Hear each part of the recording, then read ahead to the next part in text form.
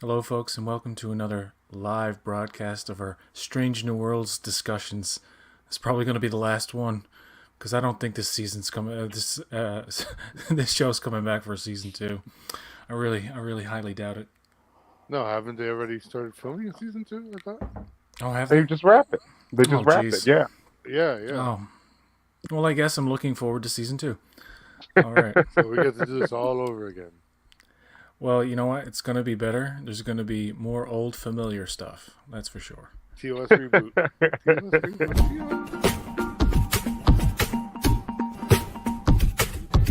TOS.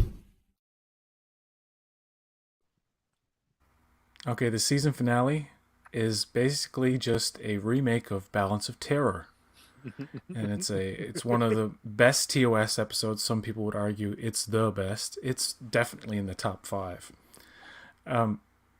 It was Mark Leonard, first appearance by Mark Leonard in a fantastic role. First time we got to see and learn about the Romulans back then. So in this scenario, they put Captain Pike in Kirk's position in 2266.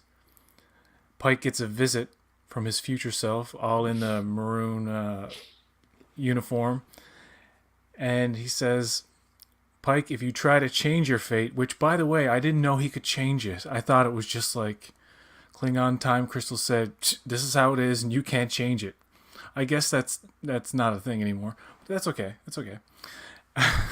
So he touches the crystal, and he basically relives the episode Balance of Terror, but with his crew, minus Una. Spock is his number one. La'an is on the Farragut now with Kirk, and we meet Kirk in this episode. Some fun to be had. It's interesting to see how they remake elements, although some come across very awkwardly, like the captain at the beginning, who is the captain in the original series, who has the distress call, and he's like, look at the screen. Do you see? Switching. Do you see? And it's like parts like that imitate that episode were awkward, and I didn't quite realize that until I went back and watched Balance of Terror. I was like, oh, that's why that part was like weirdly worded. There are fun elements. I like seeing Romulans in Strange New Worlds, and it's like, but this timey-wimey stuff where he's experiencing a vision, but is he reliving exactly what future Pike did? Because in the vision he's aware and he's asking questions about like Una and things like this. So I was very confused about what the actual vision was. I told Ruben before, I'll get to you guys soon. Just don't worry. I'm sorry. Sure show, But man. Sure show. I was telling Ruben, I said, the way I was thinking afterwards, I would have liked the same episode, pretty much, to play out like this. Pike meets the kid. He has a he struggles with whether he should inform the kids that are going to be on this mission in the future where he gets burned and they die. He struggles with whether he informs them or not. So he writes them letters. This happened in some timeline, right? We learn in the future Pike's timeline.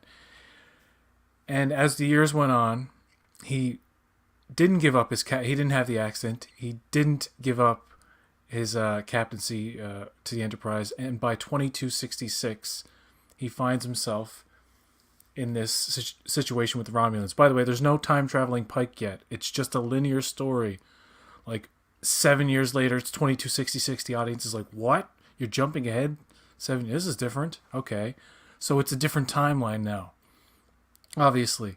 After the same stuff happens in this episode with the Romulan encounter, you then flash forward to old Pike in the maroon uniform in a desperate situation, a desperate battle where like all is about to be lost, and he says, screw it, I'm going to go back in time and tell myself in 2259, don't write the goddamn letters.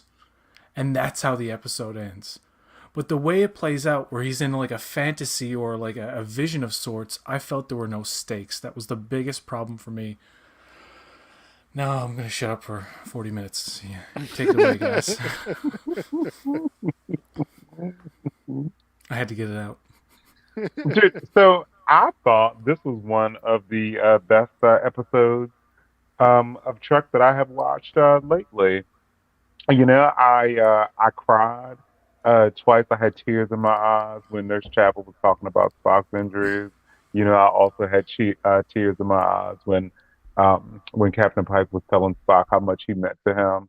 You know, like this episode made me feel really good in some places. The only complaint that I had about it was that dude who played Kirk just didn't seem Kirk enough. Paul Wesley. But maybe what I mean by that is he didn't seem like Shatner, but then maybe it's a mistake to do that kind of performance. But I really enjoyed this episode. Greetings. I thought it was great. They gave us great costuming. I feel like they gave us a good story. We got some interesting looking Romulan ships. Like the ship has finally caught up with Una.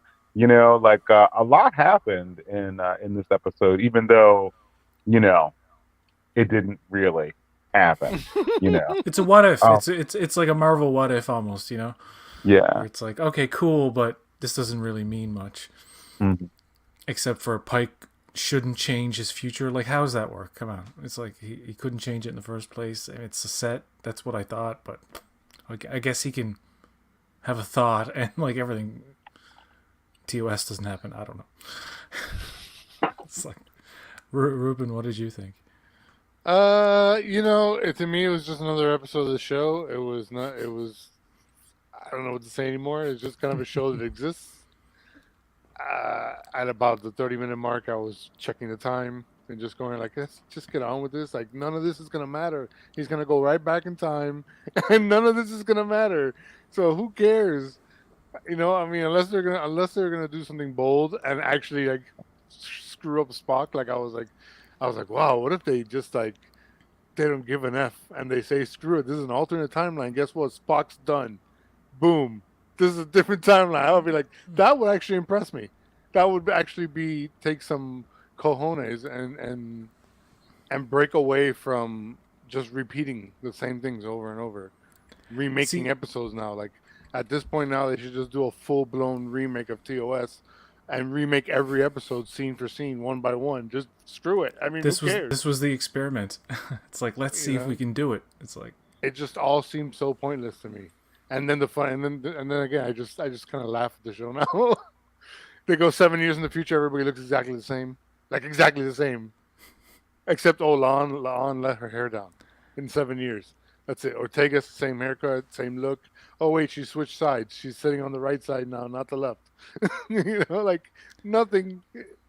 And then like there's a scene where Spock is like, oh, maybe you shouldn't be like, when he tells Spock what's going on, he's like, maybe you shouldn't be captain. He's like, oh, I'm not compromised, mentally compromised.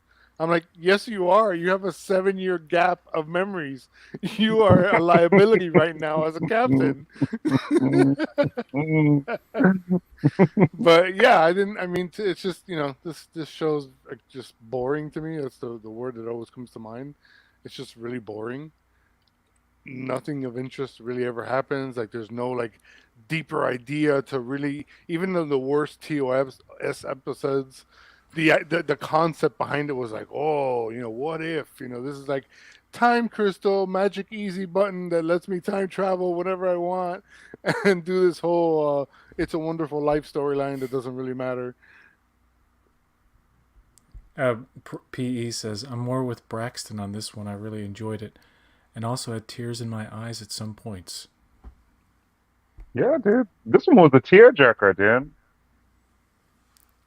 I felt And You know, so nothing. I you know, thought, it would have affected me more if, like I said before, if you just started the episode where he writes the letter, he decides to write the letters because he meets the kid and whatever, and it's like the audience is left to ask, okay, well, is this gonna change the timeline? And it's like, boom, 7 years later, and you're like, what? 7 years later? Balance of Terror stuff. The way the Romulan stuff plays out is so good because they copy one of the greatest episodes of TOS. So it's gonna be good. That part's gonna be good. But the alternative way it plays out, where the Praetor destroys the ship, and the way all that was very good. Like, I got to give that credit, you know. But if it played out in a linear timeline thing where there was no hint of time travel shenanigans, we were just narratively jumping ahead, and then fucking Spock dies, and the audience is like, wait, what the fuck? And then at the very end, Pike's like, I've got to erase all this. That would have tricked me into believing the stakes more, because I wouldn't have exactly known time travel would have been involved. I would just been like, what are they doing?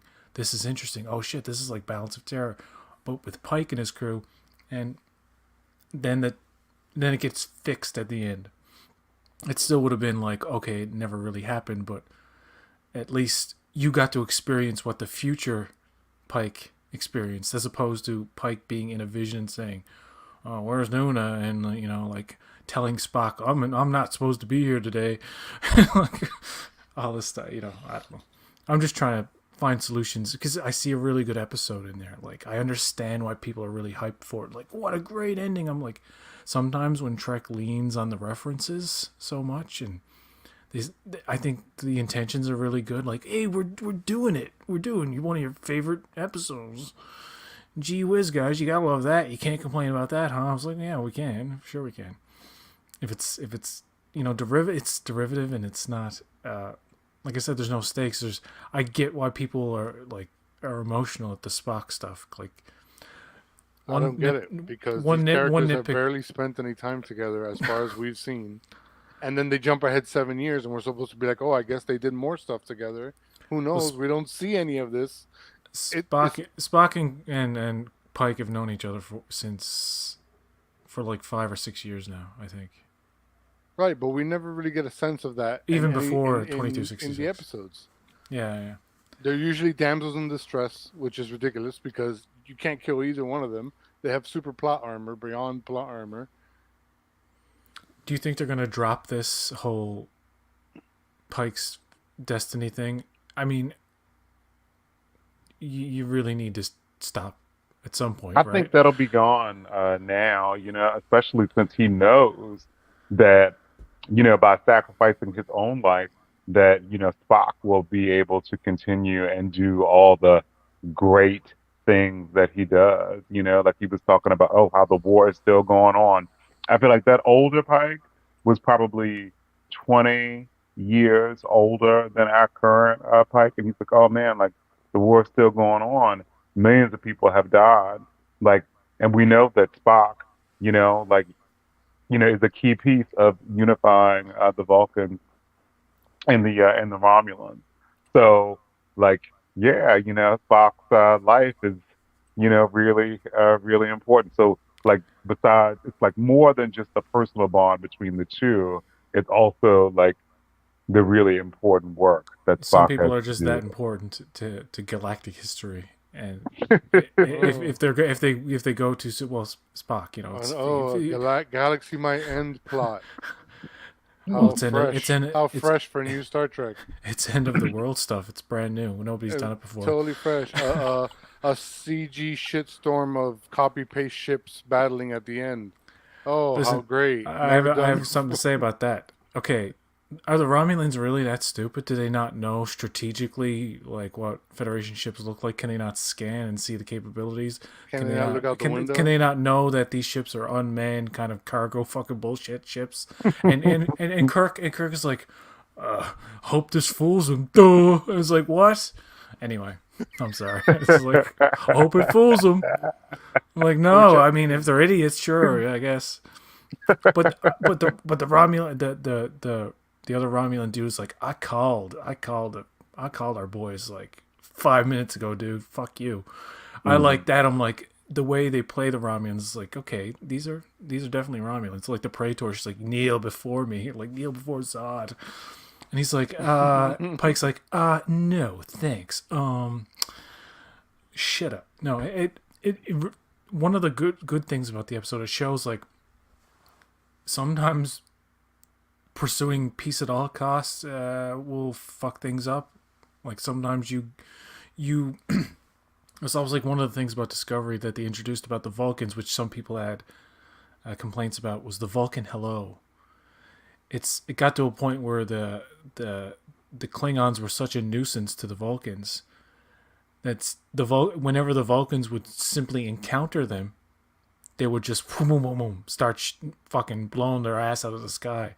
And what happened is the Klingons fucked off because they were like, okay, these guys don't mess around. These guys have, and it was like that was the lot. Like in the Vulcans figured like it was the last straw. And the most logical thing to do at this point is just if they're gonna keep aggressing us, then we just start in on them before they get a chance because they're always gonna strike. And I like that. How about like the Romulans? Just they don't trust. They know they're dominant. Like they're a formidable enemy, and it's very clear in this episode. I like the Praetor. Like I said, I'm trying to find good things. Shit. I mean, I don't care about Kirk really. You know what it felt like? It felt like he was there to have Pike question, am I here because of Kirk? Like, is Kirk supposed to be like that kind of question has come up? I'm like, oh, it's gonna be someone else, isn't it? I didn't know, I didn't guess Spock. I was like, could be something. I didn't even think, oh, Spock could be the important one that sets the chain of events further down the shithole. So I like that. I mean, oh, Spock is more important than me. Like, I'm not as special as I think I am. I think I'm doing the noble thing by trying to change a fate that's set in stone, but the rules in the show are just all over the place. Like, is it? He can just make a decision at any point, and then Spock dies 6-7 years later. Like, And here's another thing about his fate: he has to go into that training thing with the cadets that day, knowing it's like he can feel he'll know, and still go through the same motions, and like that's gotta fucking psych a dude out, man. So I hope they've wrapped it up, and like by second season, it's all about Una and her problems for the first whatever episodes, because it's not a cliffhanger, is it? It's more just like we wrap the story up. Oh shit, we wrap the story up, and now here's a tease for like what's gonna happen next season. Yeah, I mean, it is a cliffhanger, but not a very interesting one. No, it really isn't. It's like, okay, the next, I guess, Like again, Una's the barely season done premiere is going to be anything. Measure of a Man, but with augments. It's going to be the augment argument. Is does she deserve to be in Starfleet because she's genetically altered? Much like Data is like, I don't know. Someone's going to go up behind her and like flick a switch, and she's going to be like, and we have cut Pinocchio's strings or something. I don't know. I thought it was She's a fascinating. robot. Anyway, I thought it was fascinating that in our alternate Pike history, that she had been in jail in isolation for like almost 7 years. Dude, I was like, damn, dude, wow, that's tough, man. Una's such a good soldier. Like I feel like it's terrible that she could be like not able to talk to her friends, and haven't been in jail for 7 years. do That's you think tough. do you think there wasn't enough of her in this season? Yeah, there certainly wasn't. I also didn't get enough La'an, dude. Like I really wanted some La'an in this episode, but like all we got was like just like a one scene. I think I got enough of her character. For that sounds bad. I mean like there was that episode. God, what was it? The Kingdom of Elysium or whatever it was. Elysium. Elysium. Where she's really funny and goofy and that with her dog, and that was cute and funny and all that. But I don't find her character is at her best when she's not. Oh, we go to get the gone, the gone, the goney gone. It's like, okay, it's like with Pike.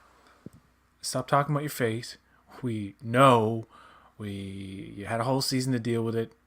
You set it up sufficiently. Like the whole thing about where he's looking up the kids' names. That's all set up for this episode. So that was, that's building up serialized kind of elements within episodic episodes or whatever. But it's like I fear that they're gonna bring it up again with La'an and the Gorn stuff, and they're gonna be like, we're gonna do Gorn Part 3 in season 2, and we're gonna do Pike's Fate Part 2, and like he has another. I don't fucking know. You know what I want him to do? Visit strange new worlds. How many strange actual new worlds did they visit in this season? I can think of 3 off the top of my head. I want to know why. Maybe there's more. I'm Like pretty sure. Yeah, five there's times more. this season, a ship appears out of nowhere and the Enterprise doesn't read it. This time around, the space station saw the Romulan ship first. And then the Enterprise is like, whoa, like, what is everybody doing on that ship? Are they all playing Candy Crush on their consoles? What is going on? This is like the 5th time a ship sneaks up on the Enterprise. I did. I really did. I don't understand the comet thing and the pincer move. I don't understand any of that like battle logic. I'm not one of those people. But I do like how the Romulan thing hit the Farragut and how it's like trying to evade. And it's like get behind it, and then like the way that was done, I thought it was a little highlight in the episode. So I'm just trying to find the positives. I mean, the idea of the pincer move was just to basically, be on both sides of them Yeah, when they appear. But they're it didn't just work. assuming constant things. Yeah, Like they're assuming the Romulans are going in a straight line through this comet. Like, why would the Romulans do it? You don't think the Romulans would know? And then it makes no sense to me that they assume that the Romulans have no sensors when they're cloaked. That would be ridiculous. Because then you'd fly into a rock and not see it because you're cloaked.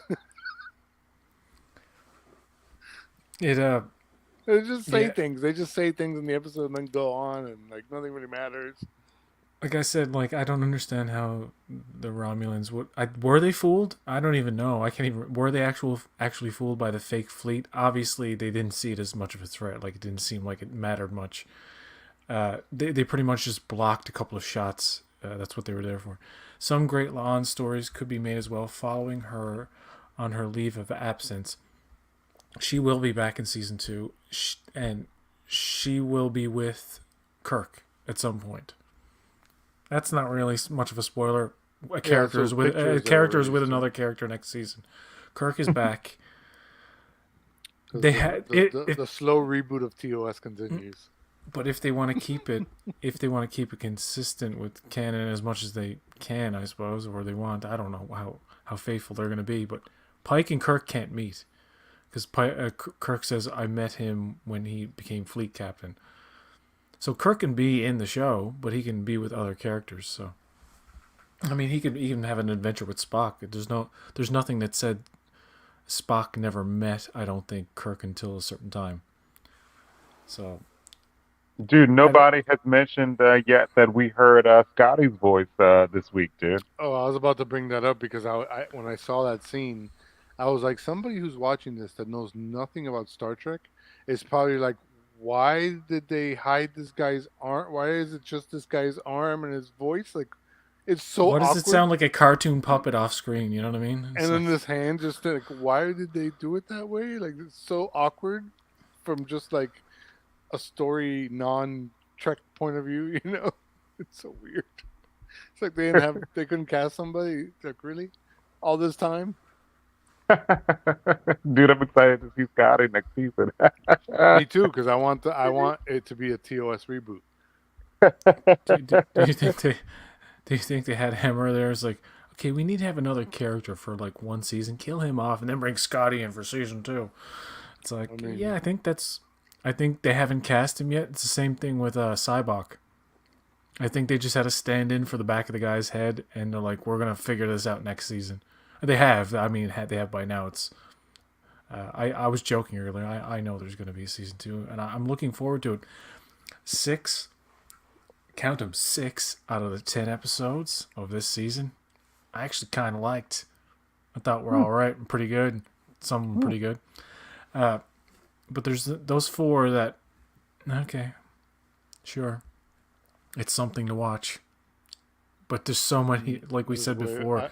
There's so much good stuff out there. It's like, like I told you in the chat, I could spend an hour watching TikTok every week. and it'd be more entertaining. I mean, as a matter of fact, I just did it with my wife right now. It'd be more entertaining than Captain Cook and his crew of one-dimensional puppets. Captain Cook. I mean, the guy's terrible. He's like the worst captain ever. No one listens to him. And then Kirk shows up and is like, "No, we're doing this." Okay. Ooh. You know what? Okay, Daddy. Pike feels like kind of how my reaction to Picard from season 1 of TNG, because I discovered TNG season 1 later on, and when Right, I you went saw back like and saw Picard, I'm like, this is not this is so weird. I don't like this Picard so much, and I think that'll be with Pike. I mean, they hinted at the fact that they have a bigger budget. They have like better sets and stuff next season. They're probably, one of the good things, even if like we have people like who don't like it that much, who are like, I'll watch it because I'm curious, or people who like love it. At least it's getting like a better reaction than most live action Trek from recent years. I mean, I hear a lot of people like say, "Oh, it's the best one by far, 10 for 10 every episode. I love." That is encouraging because it will give them, reason to make bigger and better stories. Now, if they get lazy and just say, "We'll just remake everything we possibly can think of from TOS," then that's a huge problem. But season 2, okay, I just want to say Starfleet Boy was. Well, I invited him, but he's gonna go see Thor: Love and Thunder, so I'm jealous now. I'm gonna wait for Disney Plus for that. La'an could be on Kirk's ship at the start of season 2, just like Boimler was on Riker's ship at the start of season 2 of LES. There was discussion at first, like what was Kirk going to be the captain of the Farragut in 2259. So presumably he could be a first officer or captain. Who knows? That part of his history is unknown, I think. So in season 2, he could certainly be there. I mean, he is. And I think logically it would be the Farragut, and La'an would be there with him. Hence the set pictures of two of them. It was just two. That's how it was revealed. It was Wesley, John Wesley. So isn't it Paul Wesley? Paul Wesley. Yeah, it was him and Christina Chong. What do you want to see in the next season? What improvements do you want to see? Braxton, you go first. Um, Excuse me. so I mean that's kind of hard for me to say because I thought that the season was good overall. You know, I mean, you said that that they have a higher budget, so maybe they'll be. I would maybe like to see some more ships. You know, but yeah, that's a tough question to answer because I'm satisfied with what they gave me. But I'm glad that they have more money to do their things. So that we maybe can get more aliens, more ships. They had a preview of the new set for season 2. It's a lounge set. It has no windows, so you don't have to worry about compositing anything that's outside. I was thinking like, oh, okay. But if you actually see the design of it, it is this production designer, really knows how to incorporate the 60s aesthetic into the modern or the futuristic style of the show. And this lounge, it's on the Ready Room. It's not been seen on screen yet, but it's groovy. Like as soon as you see it, I'm like, oh, this is like late 60s going into 70s mixed with like that kind of 50s future. So I think we're gonna, in terms of like TOS design, they've always promised, even from Discovery times, the closer we get to TOS, the more the aesthetics will match up. And I accept the bridge that they have now in the Enterprise and like the sets. Like, okay, it's all updated version. It clearly doesn't look anything like the 60s television show in terms of like just square, kind of like the boxy look of it. But show me one of those bubbly space stations from TOS. Like, don't fuck with that too much. Give it more detail, but like that kind of design, I think, still works for like future fantasy stories. Even the original design, like the OG design of the Enterprise from the original series TV show, just visually is a perfect kind of like model of a ship. And if they could somehow get to that exact shape, which I think they look at it now as like so retro you can't do it. I'm like, no, you can. It will look good in fucking 4K if you just light it right and make it look like a big fucking ship, as opposed to like the models that they use, which were great. But we got a couple of comments. Daniel says, "Hi there. I'll Hey, go Dan. on What up, Daniel? I'll go on record by saying I quite enjoyed this episode. I was moved to tears by Anne. I'm hearing a lot of that, like the emotional impact. Okay, I'm guessing that was Spock. The whole Pike going Dude, into. me, Daniel, and PE were crying, dude. I felt nothing. I don't get it. I but felt nothing in my I'm glad house. you guys enjoyed it, but I don't get it. PJ, really, dude? You didn't feel anything, dude, when Spock was laying on the bio bed, dude? No, because I knew they were gonna. I'm not a real person. It's just like Picard season 2. The Q snap right back, everything back to the fix. Nothing matters. This was all pointless. Like when Nurse Chapel was, was telling Captain Pike that he had his spine severed in several places. He was like he had like 40% burns over like his body, and he would like not return But to the same state. Like he wouldn't be the same person, dude. but in the back of your mind, you're like, oh, we're gonna see Spock well and good by the end of this episode. There's not gonna be a problem. Right. That's why I said it would have messed with the audience more if you just did it linearly, in a linear way, where you just said, so many years later, and it was like, it was kind of like a Kingdom of Elysium. And then So- Pike from the future seemed totally unfazed by anything that's happened in the future. He just But seemed the like thing- Pike in a different costume. There's nothing wrong, but there's nothing wrong with the fantasy what if kind of things, like the Elysium, the Kingdom one.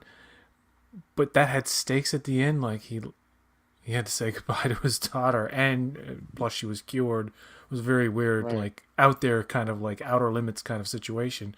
Which I think that's the best episode, and I think season 2, if it's better, I would like to look back and say, okay, well, season 1 just doesn't look very good compared to season 2. I want it to be that much better. I mean, Where if it's I had to like- pick a best episode, it would be the Elysium one because it had stakes, it had an actual resolution, it had good pacing, which this episode was fine too with the pacing. But There was mystery and solving problems and all you this. know, Yeah. and it embraced the campiness rather than pretending now again to be serious. With magic time crystal easy button, boop boop, we can just time travel now whenever the hell we want. Like everybody in the universe would be after that thing. Like I want to ask a question, and if people in the comments answer too. At the end, when he's talking to future Pike, I thought he was out of the vision. And then Kirk walks in, and my immediate reaction was like, oh, you're messing with things now, because he's not supposed to meet him. I thought he was like, Kirk was showing up in present day, because I thought where he was talking to future Pike, the time crystal stuff was over. And then it's like he looks and he's gone, and then as soon as Kirk starts talking about where he's from, he comes out of the vision. I'm like, oh, that was confusing. Why would he be talking to? I guess it's all magical. It doesn't make any sense anyway.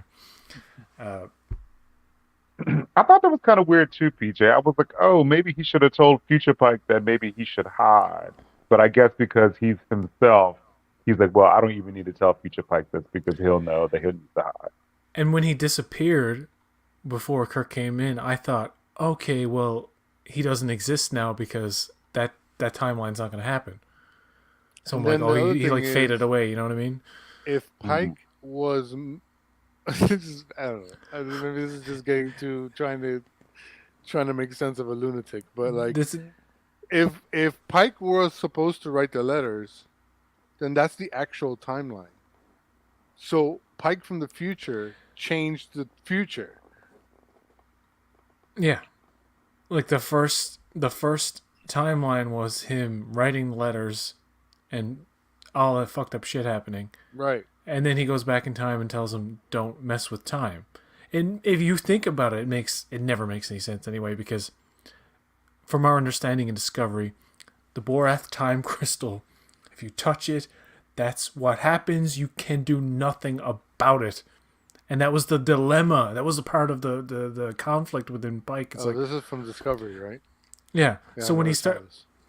so in this season, when he starts researching the people who are going to be in the accident, there's a question of, well, can he change it, and should he change it? And that's answered. Indeed, he could very well change it. He has to write he writes letters, and time goes fucking tits up because Spock dies at some point, and Spock is essential to the balance of the Or the galaxy and Borath whatnot. crystal showed him a false vision of the future. Because again, if he was destined to write these letters, he should have seen the future that future Pike comes from. Well, yeah. I mean, that's why it's like with time travel. You're as a writer, you can never get out of the trap of, if you really think about it, it doesn't make any sense. And then where's the temporal agency? Yeah, what's up with But that? that's a whole that's not really critique of the show, but I must also say that Admiral Pike from the altered future looked quite like Jeffrey Hunter. Hmm. Oh, I didn't read this one. I want to see more creative. I want to see more creative news stories, more exploration outside of things that Star Trek has already covered before. More actual strange new worlds, new life, new civilizations. That's really what I thought it was going to be. I thought they weren't going to lean on classic Trek too much, and be like, let's do like with Discovery, like the Kaminar and Saru species, the Kelpians. That was an interesting addition that we never heard of before. We don't need to. There's thousands of species. You could do 100 new stories about new places and new aliens. Not that you can, but and you still wouldn't mess with canon. People wouldn't be able to say, well, we never saw that before, and that's in the prequel. It's like, well, there's thousands of stories in the Star Trek world that you could tell. So what's to say that it could interfere with anything? Then you bring in Klingons and fucking whatever else that's familiar within the mix to show the familiarity. But this whole thing about like, hey guys, we need to do a Romulan episode, but we really can't. But I want to do something like Balance of Terror. Jesus, let's just do Balance of Terror. And people are going to fucking love it. And it worked. I have to admit, it worked. Not for me or Ruben, but I mean, it worked. People are loving this episode. I don't see too many people objecting to it. Which is strange because I'm like, I feel like an outsider. Like I told Starfleet Boy that you would love it. Oh God, no. Ruben, the temporal agency was obviously running a joint mission with the Klingon time monks.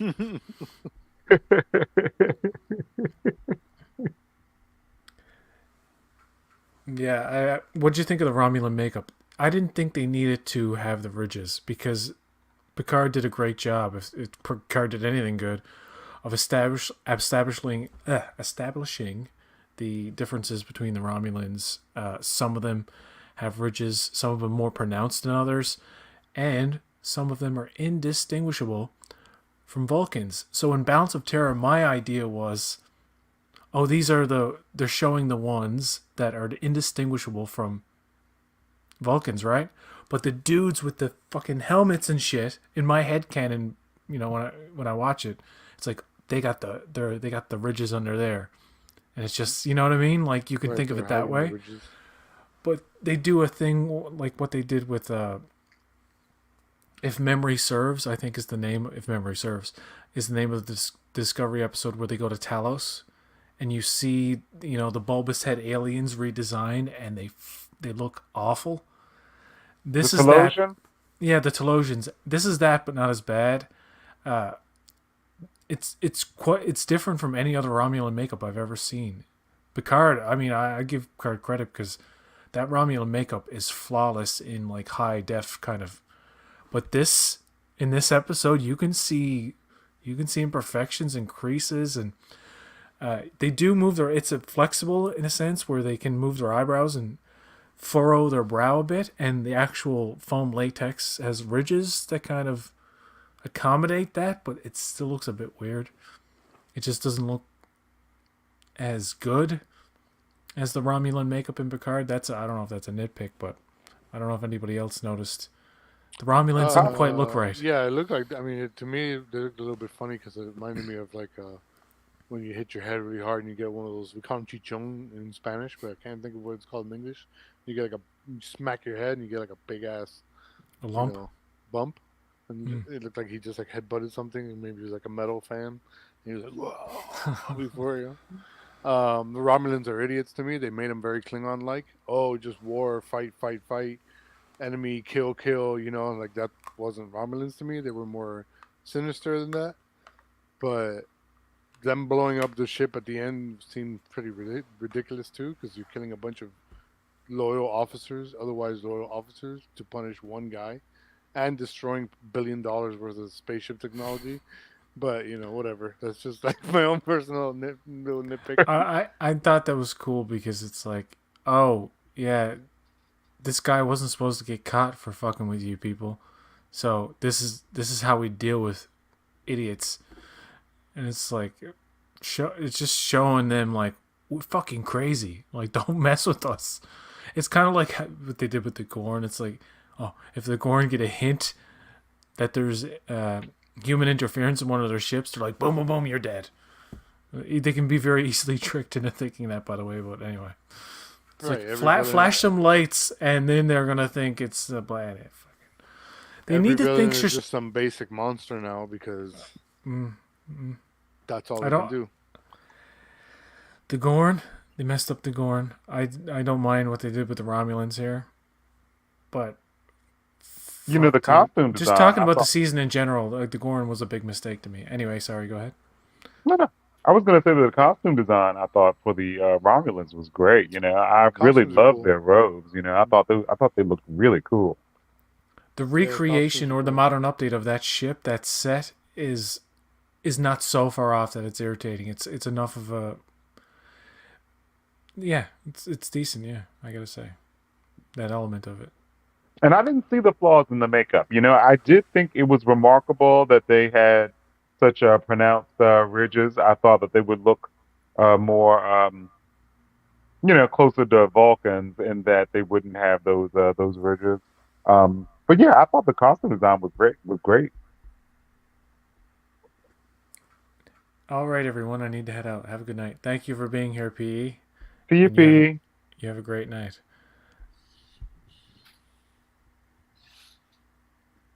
It also adds to Spock's desire to save Pike in the menagerie because he knows Pike is sacrificing himself for him. Well, it's one of those needs of the many outweigh the needs of the few or the one. Pike realizes that I guess I gotta just be me. This is the problem with the whole thing. Well, and can I say that like that doesn't make this story good? No. That makes that story maybe more interesting, but it doesn't do anything. For, like this story is just like a sort of trivia point, basically like a Wikipedia paragraph. Like it doesn't, like there's nothing. Everything relies on stuff we've already seen and already like. Yeah. Do you think in season 2 we're gonna see? No, you wouldn't know who L'Rell is, would you? L'Rell is a character from Discovery, a Klingon character who, in the first season, looked very xenomorph, very gruesome. Female Klingon, no? Yeah, like that takes over the Klingons or whatever. Yeah, in the first season, she looks very, very, very heavy makeup, and in the second season, they redesign her. People deny that this. They're like, no, it's the same makeup. I'm like, I don't know, get your eyes checked. But some people will argue, they're like, there's no redesign. Like, for one thing, her head is half the size in season 2. Like, she doesn't have an elongated back of the head. Her features are softened in every degree. Like, every element of her face is softened and smoothened. The one thing that's the same is the really crappy, weird xenomorph neck that they kept. Mm. But Glenn Hedrick, in season From 2 of Discovery, played a Klingon on L'Orel's ship. Glenn Hedrick from Face Off. Face Off, yeah. He just has like one line or something. But he is the best designed Klingon of the modern Trek era. It Oh, wow. incorporates, he has contacts and stuff, he has weird eyes and whatever. But his makeup design is like the perfect update. And you just see him I gotta look it up. I gotta show you guys before we go. We're almost done, don't worry. Glenn Hedrick, Klingon. Like what I want to see for season 2 are stories actually paced out like normal stories, where like a day or two might pass between scenes, because that just does not happen on this show, on any Star Trek show I've watched. Everything takes place basically within like 2 hours, and it's like this frenetic madness of scenes on top of scenes, and nothing really makes sense, and it doesn't matter. Don't think about it. Just go with it. Nostalgia. Look, Kirk. I want to see that characters actually be made into characters. Like, Ortegas. What is she? She's just Ortegas. Hi, I spew out these random lines. I'm horny for murdering Romulans in this episode, and that's about it. Screw. I don't care about Una. Leave her in prison.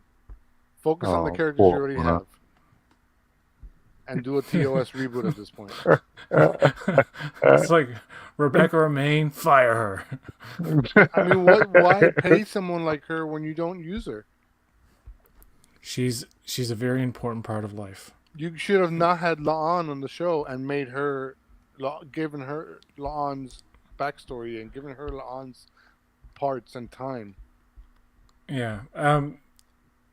They haven't done enough with her character to make me interested either way. It's like, okay, I'm interested in the Measure of a Man kind of thing that's coming up inevitably with her, and there's going to be a trial, and Pike's going to be like, she's just as he deserves, blah blah Like blah. this episode had one of the most amazing things to me, when they show the Enterprise just coming in. It just came out of warp and it's just drifting towards the space station, and it just does that for like 3 seconds, and it's like, holy shit, just a patient transition shot, like a normal TV show. What is that? A Romulan, dude?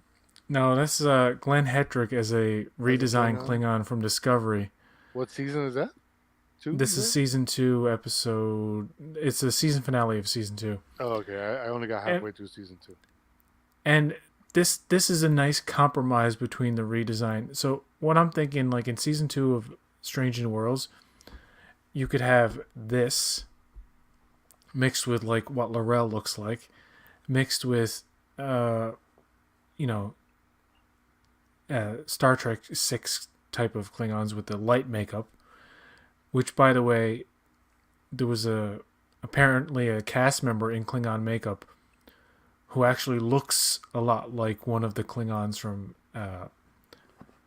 Undiscovered Country, and it's like the people, to the point where people question, is that really a Klingon? Because the makeup's so light.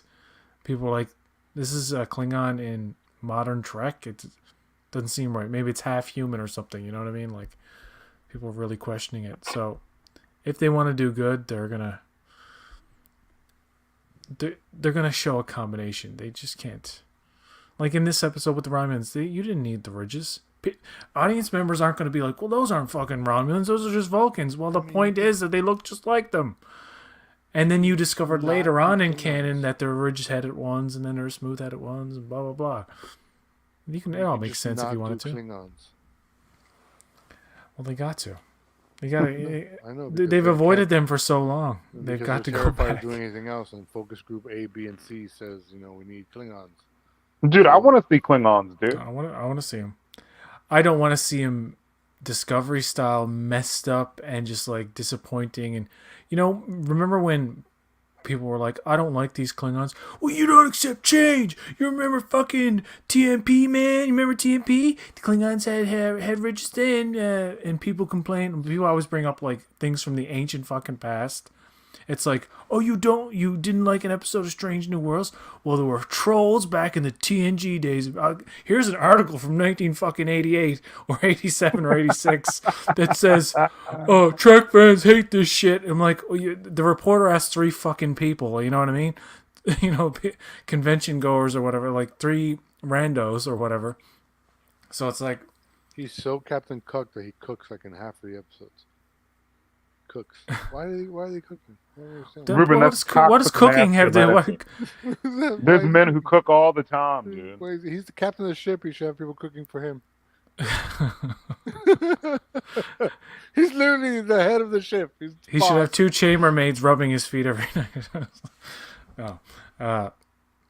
He's. I said this from the beginning. Pike's gonna be like the super sensitive listener.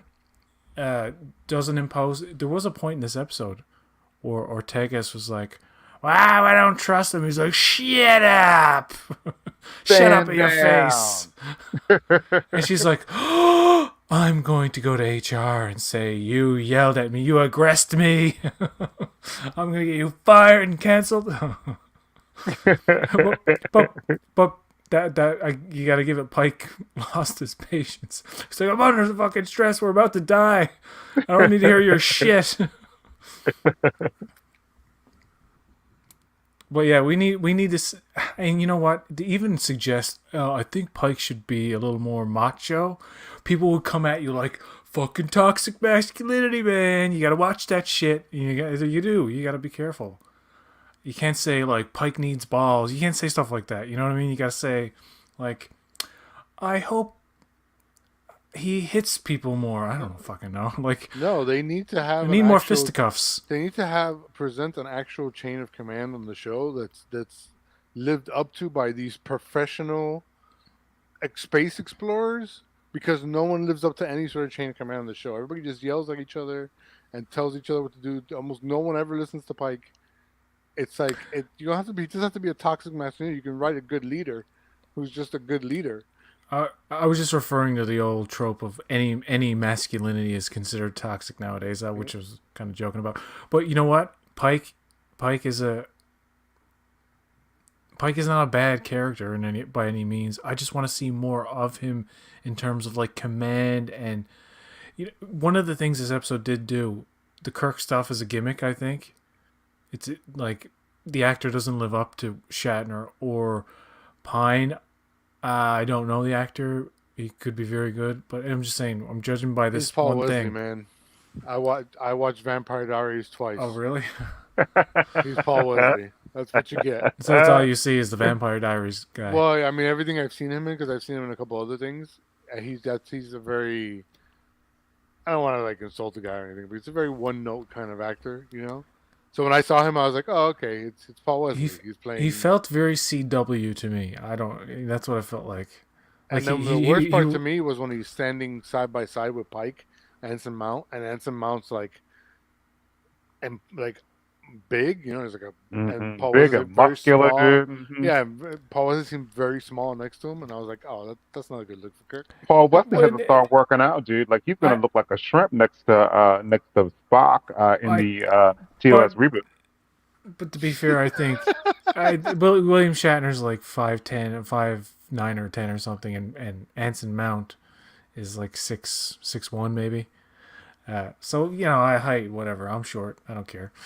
I like seeing shorter people in TV shows, but I think the episode highlighted the difference between Pike and Kirk.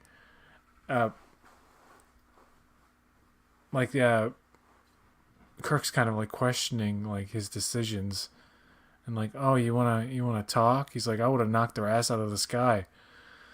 I'm like, okay, well, this is the whole argument about, is Pike too soft? Is he not commanding enough presence? Somebody wrote, Cork's Bar wrote, this episode was about how Pike's sensitive side got millions of people killed. Where's yeah, essentially. It's like, let's not destroy the ship, let's disable it. And, you wonder, How much does he know about Romulans? I don't know. Does None of that are makes are sense to you me. aren't you supposed as a Starfleet captain know how fucking dangerous these guys are? None of And that even in makes any TOS, it sense to doesn't me. make too much sense about how we fought these guys in a war and we've never seen them, and like Spock How is that doesn't know, possible? but he knows. But it's like what? I don't know. How is it possible that you have fought a war and never saw them? You never took one of their ships prisoners, so they whooped your ass in this war because you never took one of their ships prisoner. You never found one of their dead bodies. Nothing. And then number two, how do you negotiate an entire neutral zone between uh nations or whatever, and you never saw each other? I don't understand this. Like what? It's weird. It's so weird. I get that it's all a throwback episode, blah blah. Okay, this show has no personality of its own. End of story. It has no personality. It's just checklist TV show. Oh, fans like this, let's do it. Fans like this, let's do it. Gorn, now Klingons, and more TOS. What episode will they remake next? Turnabout I, Intruder. There I you say go. do them all. We need You Pike know, switching bodies with a woman, and The then 69, 79 episodes. I've watched very little TOS. Like I've seen some in the background, like during reruns. Like I've seen some stills and some video on Twitter. Um, I'm not familiar with TOS. You know, so I've never seen what is this based on? Some Balance of Terror. Balance of Terror. I've never seen Balance of Terror actually. With a hint of Voyager Endgame with old Janeway and young Janeway. But I was Yeah, still able to appreciate it. I thought that this was a great episode, dude. I really enjoyed it. But I'm a casual viewer. I don't watch super critically. And like I said, also never seen Balance of Terror. But this episode, hit all the points for me. Like I cried twice, dude. Like I had some big smiles on my face, dude. I really enjoyed this episode, dude. I would rank this as like number 6 or 7 out of the 10. I think some of the better episodes are in the first half. I think. Mm-hmm. And then when you get to episode 4, which is the Gorn episode, I'm like not too hot on that, which was also kind of a Balance of Terror mixed with Wrath of Khan type of thing. Pike slow motion walking. Episode 5 with the shore leave was fun. Episode 6 with the kid in the machine was creepy and weird. Uh, Episode 7, what was that one? That was the pirate one, which I didn't like. And then 8 is the Fantasy Kingdom one, which I liked. And then episode 9 is like the bottom. That's like number 10 at the bottom of the list is episode 9. So in comparison to the last episode, it's not so bad. Like there's fun to be had, and there's interesting things about how they remake certain elements, even though not all that successfully. But the biggest problem, like I said at the beginning, I don't feel the suspense or the emotion or anything. But I could have been tricked into feeling something if they hadn't presented it as a total fantasy that has no consequence. Pike as a character is not going to stay there. Once he could blow up at the end of the fucking thing, he'd be like, "I'm back. I'm out of the vision." Like it's not going to do anything. You know what I mean? So And that part of it I didn't. the first episode, the first and the last episode of your show should be the bomb showstoppers, and both of these were tame. It's a Wonderful Life episode that's for whatever touching, I guess, if you get caught up in the story, and that's it. It's touched by an angel, but this time it's touched by my future self. That sounds dirty. You know, Until next time, folks. No. yeah, we have hit almost an hour. We haven't yeah, talked about the copy paste ships and the pointless we did talk about the fleet. CG Well, ship not in storm detail. fight. Well, you didn't like that? You didn't think it was well done? Oh no, I loved it. They must have their hand must have cramped copying and pasting all those times. Like it's literally the ending of Picard season 1. You know what? I don't understand the Romulan. Maybe the Romulans are closer. Obviously, that's probably the case. It seems like that. But if the Romulans made the call, say like, "Oh, we might be in trouble," the Farragut and the Enterprise didn't. Did Starfleet know? I can't remember. I could Oh, be yeah. missing The other something. thing that doesn't make sense What to was me the either. excuse for Starfleet not, helping? Kirk's whole plan. Oh, because they're at the edge of space and they're far, and Yeah, that's what I so was thinking. Like yeah. the Romulans were much closer. And Yeah, then the Romulans that's a don't very dangerous know. situation to put yourself in. And then their whole premise was that the Romulans don't know how far it is, and I'm like, how is that possible? 'Cause Romulans have things called telescope, guys. They can see how far planets are from each other, whether you like it or not. So, like, how can they not know that? That makes no sense. Like, My, read basic science books, please. I know this doesn't apply to what the shows have said, but in my head canon, the Romulans at this time, like, they've had reconnaissance, they've had spies in the Federation, like even during this time and before. That's the way they work. They've had like human-looking Right, right. dudes and They're more women. about subterfuge and infiltration than raw, just like kill, kill, kill. Ah. So I can totally buy them knowing what humans look like, knowing the ships, their capabilities, where they are, how far they are, what planets they fucking inhabit, and they deal with the species they deal with. All of this, I can believe that they know a lot. I can also believe that the Federation, they're so elusive that the Federation has a very hard time finding out anything in great detail. That's a okay narrative excuse, but I've always wanted them to move away from the whole we didn't know what Romulans looked like shit. And like I didn't even want Strange New Worlds to deal. I figured they couldn't, but they found a way. But like it's like Enterprise that I didn't appeal to me in Enterprise. I'm like, oh, that shadowy figure is a fucking Romulan. This is how you're showing Romulans without showing them. I'm like, oh, fuck off. Like, oh, they're from the future. It's like this is the same thing. It's like we don't need to explore. Like Picard did a lot of stuff with the Romulans in the first season. Like we got a heavy dose. That's why they stayed away from Klingons because they were so The heavy in the first and second season of Discovery. Well, not so much the second, but they the were heavy in the introduction of the first. Romulans in the first season of TNG is fucking epic, and it's Oh, awesome. the neutral zone, I think. Is Yeah, that yeah. episode's a lot of fun, and it There's a has a season finale, powerful. It season one, was right? no, it was the second to last episode because the season finale wasn't a conspiracy with the worm things on the on the on the that takes over the Federation. I can't remember. I thought the neutral zone was the season finale of It season one. might be, and then maybe the worm one was the one before, but That's the one where they find the frozen people, and the guy's like, "Replicate me a yeah. guitar." Hey, hey there, partner, give me some whiskey. And, yeah. And the guy wants to know about his bank accounts. The guy's like, "I want to see my stock options." It's like, "You Yeah. don't, dude. You don't understand." He's like, "Where's my lawyer? Where's his descendant?" And I was like, "What? Where's me gold?" All right, yeah. Where's me gold? I'm gonna call NBC News about this. It's like, dude, there's no NBC News. Nike and McDonald's still exist, and that's it. That's the best you got. And Taco Bell. All restaurants are Taco Bell. No. Or if you're in Europe, it's Pizza Hut. I don't know if anybody gets that reference. No, it's from Demolition Man. Oh, Demolition Man, I got a Taco Bell one. Yes, but in Europe, it was Pizza Hut. Oh, really? Oh, So they literally filmed two versions of that. It's the I same never knew scene, that. except Sandra Bullock instead. She actually said it. They didn't dub it or anything. It's like they filmed her saying Right. Taco Bell, and then there was a whole thing where they filmed him saying Pizza Hut, and the signs and the outside are actually different. Like exact same kind of like shot, but they just replaced everything. You know. Right, right.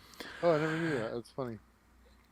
Well, that's a good time to say goodbye, folks, for this season of Strange New Worlds. It's been a blast discussing Dude, it. these 10 episodes have gone so fast, dude. Wow. We're having I don't Lower agree with Decks is that. next. I don't agree with that. Lower Decks is probably going to come in August. I was assuming August 4th, but they haven't said yet. I don't know if you should give that a chance, Ruben. I don't know if you've watched any Lower Decks. I only saw the first episode. No. There's better ones. The first one's not the best. Lord, I that was fun, dude. Yeah, I just don't like Rick and Morty with nonstop Star Trek references. Like, no, that's okay. At least Rick and Rick and Morty Morty have is some much variety. harsher, is much more hardcore than this show. This show's like it's like for the youngest is like 14, and Rick and Morty's more like 18 plus. It's like that kid in Picard. She's like, "You better be good. You're not gonna watch Rick and Morty." I'm like, that kid's not fucking old enough to watch Rick and Morty. Maybe the censored version, yeah. Because there's Yeah. uh, any final thoughts before we go? You Like I said, dude. um, what did you say, Braxton? Oh no, I was gonna say, like I said, I thought this was a great cap to the season, dude. Like I think that I liked 9 out of 10 episodes. I thought this was I thought this was a good kickoff season, dude. Ruben, did you like 1 out of 10 episodes? The only episode I would say I kind of liked was the Elysium one. Other than that, no, I would not rewatch a single episode of this show. Like, I consider it a very mediocre show comparing it to everything else that's out there that's phenomenal and just like on another level and doing quality work minute by minute. Do, Um, do you think you're gonna watch season 2? I mean, now I'm stuck with Paramount Plus, so like I sort of feel like, well, since I have it anyway, um, I mean, I will say, I guess, positive things. I like the space station effect, the asteroid space station thing. That looked really cool.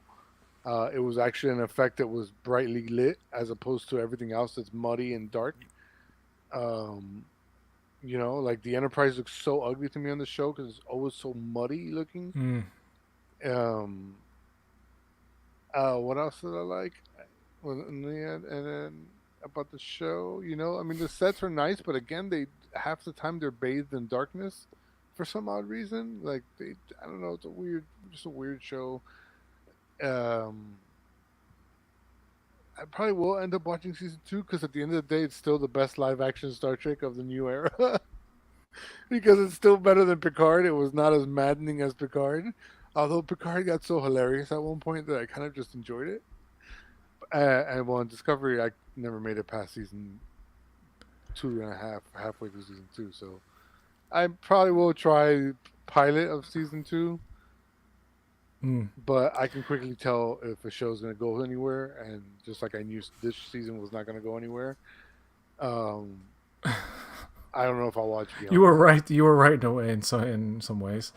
Oh yeah, no, I was spot on. I knew that it was You're not. spot on. So, I no. knew that it was not going to get much better than episode will end up in pilot. I would have rather ended better than it began, but it began better than it ended, and that's not the greatest. And I at the beginning I was like, I like this a little more than Discovery. It's totally on par with Discovery, and come on. You know what? I'm starting to think differently about season 3 of Picard though, because some weird stuff happening. Terry Metalis, right? Him and Robert Meyer Burnett, who's a very controversial figure, you could say, in the Trek community to fans who love modern Trek, because he just tears it apart. In some ways, like he's just like he claims that he's always the old man yelling at the clouds, right? But him and Terry Metalis have a relationship, and it's been hinted at several times that Terry Metalis is giving him like the lowdown on like exactly what fucking happens in season 3.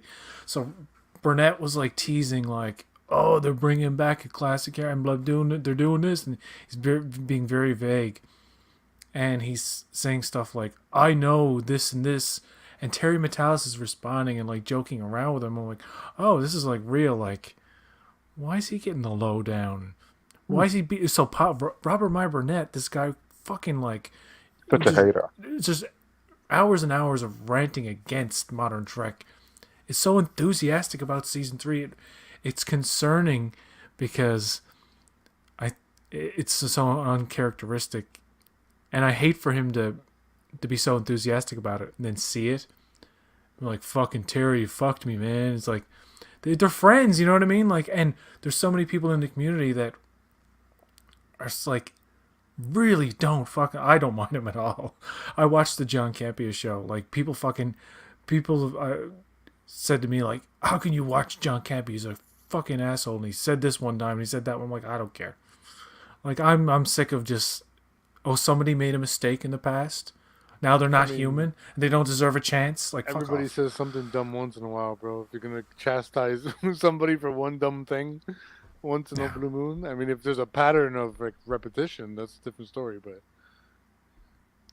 Uh, But like, and Burnett, whether you call him a hater or not, he makes a lot of great points about modern Star Trek, and he has 30 years of experience in Hollywood working as a producer and an editor and all sorts of things. So he has knowledge, and he's not coming from just a hateful point of view. He wants to see a higher quality show. I totally get where he's coming from. But Quark's bar says the problem with Burnett is that his criticism is lazy. He needs to take a lesson from Rubin. It can veer off into lazy, just like Well, yeah, I mean, rant territory, but he does. yeah, they do rant a lot. He he tends to point out how I think the the creators kind of look at modern Trek as like a kind of pop niche, kind of like retro thing that they don't take as seriously as I think they should. But a Right. lot of fans are like, they take it seriously enough because they make enough references to the stuff I've known and love that I'm satisfied with. I'm like, that's not enough for me. The I want references are different. I want the references are challenging. what tell me they don't take it seriously because they rely on the references. They don't know what to do, so they fuck it, throw Kirk in there. You know? I like Lower Decks. The weakest episodes of that show, and the thing with Lower Decks and why I like it so much is that the good episodes far outweigh the bad. There's much more good episodes than there are bad, which is good. But the episodes that I think are personally the weakest are the ones where it's like reference, reference, reference, reference, and some of the episodes like are just too much of that shit. Like, and other people react to it like, oh my god, I wrote down like a 5-page list of everything they mentioned, and I'm like, cool, that's fun for people to fucking get into, but that's not entertainment to me. I want to be challenged. I want to see the familiar mixed with the new. I don't want to just see remember this and remember that and remember this. I know I'm going on a rant now. But I just think like just to say one last thing about Burnett, my point was a guy who's such a harsh critic being so enthusiastic for what Terry Metalis has told him about season 3. It's almost too good to believe, you know what I mean? It's like if they're truly gonna make a live action season of Star Trek that's gonna fucking knock it out of the park, it seems season 3 of Picard is like the thing. All the cast members are like, no, this is good, trust us. No, this is not like Nemesis, this is good, it's It's good. not like we're being paid to say all this anyway. Exactly. It's like, you just got a big fucking paycheck. You got work. Yeah. And We'll tell you the get truth in 10 years when I write my memoirs. I'll tell you how But- much of a turd this shit was. But even the actors have to think like, I want to do something that's going to satisfy as many as possible. And as me as a creator, I would say, fuck the general audience and making everything appeal to the broadest possible audience. Do it for the fans. And I think that's what they keep trying to do and tripping up because they do things like Balance of Terror remakes and in Lower Decks just referencing everything. But I'm hopeful for the future, and I hope season 2 is a slight improvement, or at least it doesn't fall back in the old and familiar. Thank you, gentlemen, for this journey, taking this journey with me. I'm Thank so you, honored. PJ. Thank you for having me, sir. And thank you But- for the compliment, Quirk. Oh, I what got it. did you say? No, he said the thing about I just realized, I'm like, oh, that's kind of a compliment. Oh, yeah. But yeah, it's been a lot of fun. So thank you for having me, man. Thank you guys so much, and hopefully we can do this again at some point in the future. It's nice to get a little break from all this new Trek. I know it's like weird to say, but there's other stuff out there. I'm the rare fan that would be happy at 10 years of no Trek. and then 10 years from now, some hot shot director from 10 years from now has a great idea, and CBS gives him a ton of money, and he blows our minds with a new show. If you want to watch old and familiar, watch Beavis and Butthead Do the Universe on Paramount Plus. You get to see Beavis and Butthead interact in the modern world. And this is basically an extended pilot for the new TV show coming. But it's actually It actually, it's more it's more clever than it looks. I would suggest people give Beavis and Butthead Do the Universe a chance. You know, if you just want to turn off your brain, watch Strange New Worlds or Beavis and Butthead Do the Universe, and you'll be fine. No, I love the cast and I love everybody involved in the show, and I just want them to get to a point where they're involved in a highly praised Emmy Award nominated kind of thing, which the show is going to be nominated for some technical things, I think, but I want to see it be nominated for acting and like writing, like the old Star Treks were, because we haven't gotten to that point yet, and mediocre is not good enough. We need to keep improving Trek, especially the live action stuff. Anyway, at risk of going on too long, we're going to end it right here. So until next time, folks, live long and prosper.